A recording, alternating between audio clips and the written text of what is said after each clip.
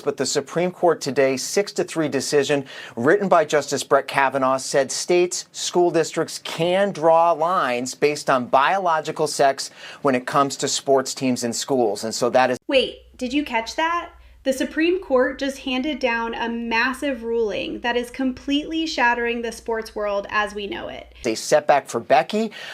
29 states that have similar laws as West Virginia will continue to stand. And I will note, Kira, that 21 states don't have bans on transgender athletes. Those are unaffected by this decision, but certainly a blow to that transgender community and student athletes on this last day of Pride Month. Look at the athlete on the field right here. This isn't just a local dispute anymore. It is literally a Supreme Court battle now. The ruling just came down, allowing states like West Virginia and Idaho to strictly ban transgender girls from participating in female sports categories. It is absolutely wild to see this play out at the highest judicial level. Think about the ripple effects here.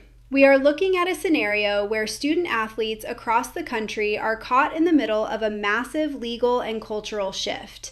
The justices essentially decided that state lawmakers have the authority to draw hard lines based on biological sex. This means decades of established athletic protocols are being thrown out the window and rewritten overnight. You have to wonder how college recruiters, high school athletic associations, and everyday parents are going to navigate this new reality.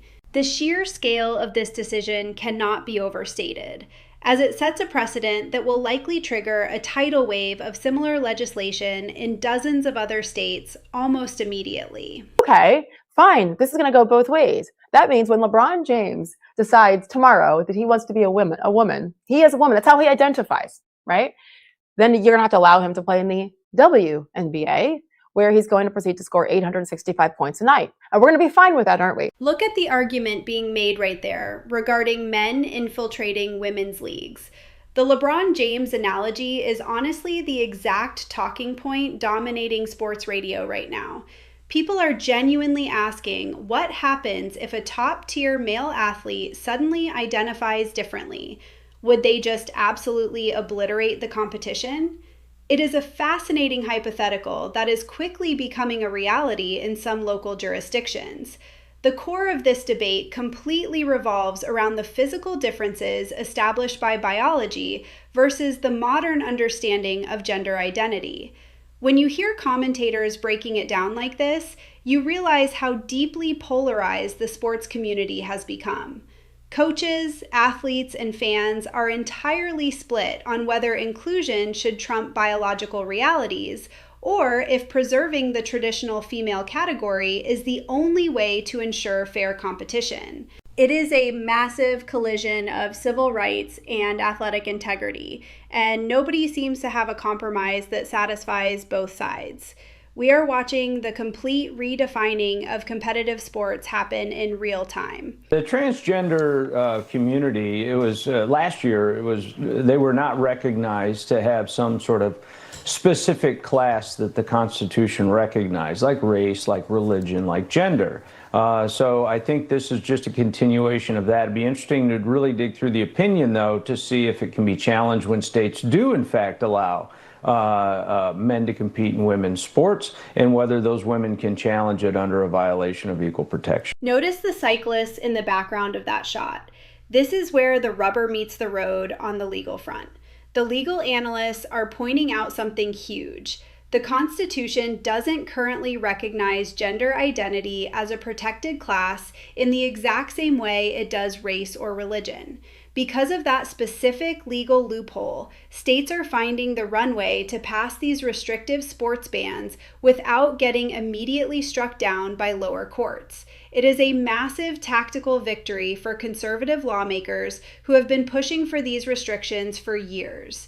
You really have to consider how this impacts the everyday transgender athlete who just wants to compete. They are now facing a patchwork of laws across the country where stepping across a state line completely changes their basic athletic eligibility. The legal gymnastics required to navigate this are staggering. We are definitely going to see this spark a massive surge of new lawsuits, likely dragging Title IX and federal funding into the crosshairs of this massive cultural battle. Seems as if what the court has said today is that biological sex is what the parameter is. This is how we determine what is okay and what is not. It is okay, according to them, to separate between the two biological sexes, although it is not okay in the workplace, for example, to discriminate on the basis of sexual orientation. And my guess is, not having read the opinions yet, my guess is that there are going to be some justices who say, I don't understand that differentiation. That doesn't make a lot of sense to me, either constitutionally or in terms of some of the statutes set in. Did you see the sheer size of the crowd gathered outside the court? That level of protesting shows just how emotionally charged this entire situation is for everyone involved. The parameter of biological sex is now the ultimate dividing line, and it is causing absolute chaos. You can clearly hear the frustration from the panel trying to make sense of how the court differentiates between workplace discrimination and athletic categorization. It is completely contradictory to some legal scholars.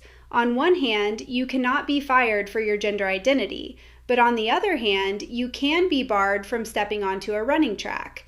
This massive disconnect is exactly what those protesters are screaming about.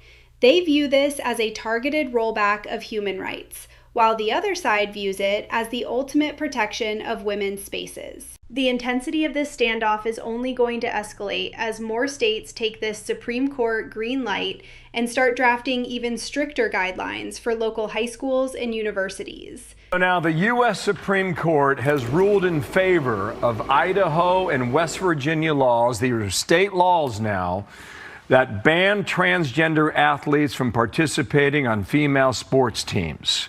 So the challenges against those laws have now prevailed. Check out the immediate reaction from the news desk as the ruling dropped. The speculation around a split decision highlights just how heavily conservative the current bench leans on these cultural flashpoints.